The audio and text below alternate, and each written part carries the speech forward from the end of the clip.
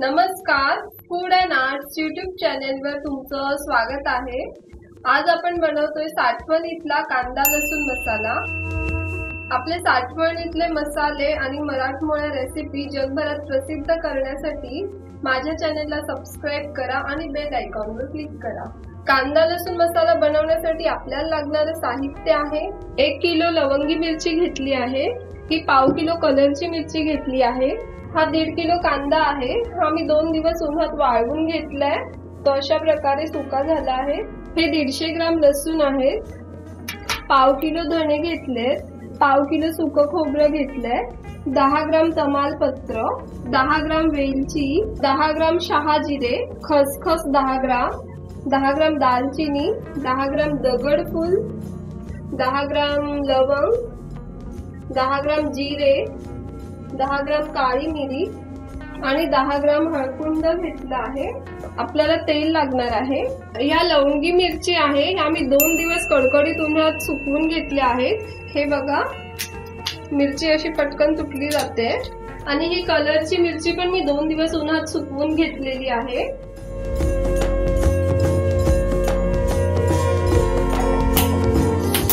गॅसवर मी कढई तापत ठेवली आहे, थोडंसं तेल घालून घेते खोबरं भाजण्यासाठी।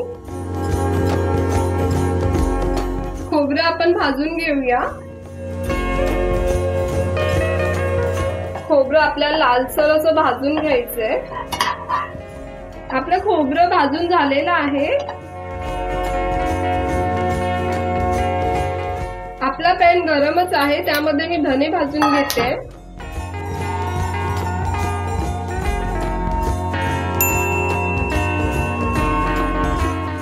अगदी थोडंसं 1 चमचा तेलामध्ये मी लसूणाच्या पाकळ्या भाजून घेते।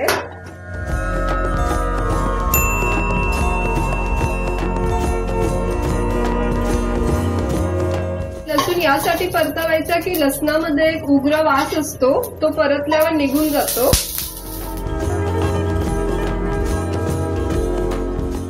तेजपान आहे, थोडंसं परतवून घेते मी, जास्त भाजत नाहीये याला। तेजपत्ता बघा लालसर होईपर्यंतच परतवून घेतला आहे। लवंग आणि काळी मिरी एकत्र परतवून घेते। थोडंसं तेल,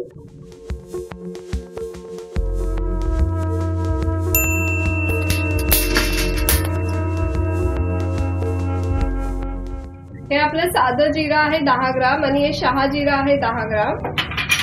हे पण आपण असं परतून घेणार आहोत।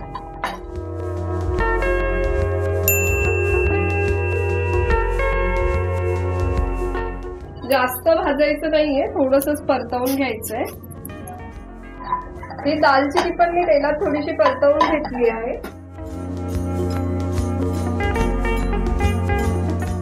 दगडफूल पण परतवून घेतलंय मी। ही खसखस आहे 10 ग्राम, ती पण थोडीशी परतवून घेते।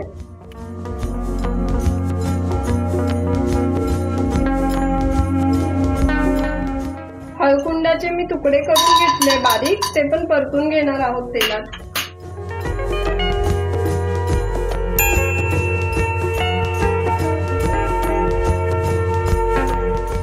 हिरवी मिरची अगदीच 1च मिनिट आपल्याला अशीच परतवून घ्यायची आहे।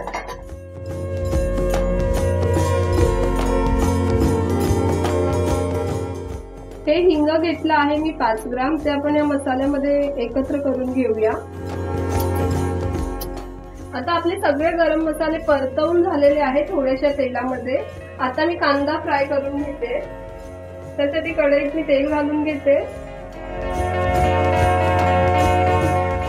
तेल आपलं गरम झालेलं आहे, त्यामध्ये मी हा सुकवलेला कांदा फ्राय करून घेणार आहे। कांदा सुकवल्यामुळे पटकन फ्राय होतो, नाहीतर त्याला 1-1.5 तास जातो।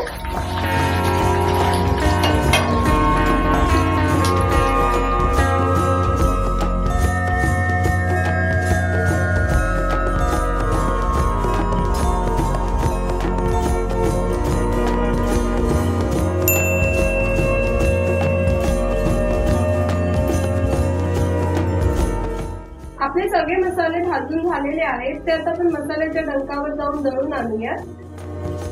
आता मी मसाला दळायला नेते, त्यासाठी मी सगळ्या मिरच्या एकत्र करून घेते आणि ह्या मिरच्यांमध्ये आपण हे गरम मसाले जे परतवून घेतले ते एकत्र करून घ्या।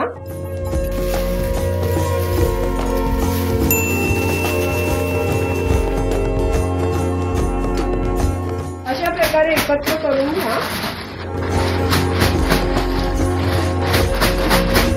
आणि परतून घेतलेलं सुकं खोबरं, कांदा आणि लसूण हे वेगळ्या डब्यामध्ये न्या।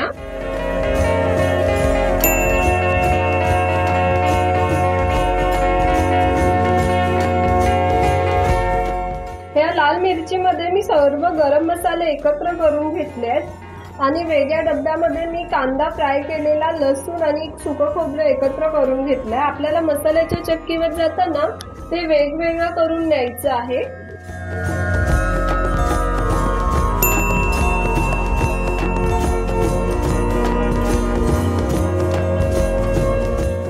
किती झणझणीत आणि कलरफुल दिसतोय आपला हा मसाला।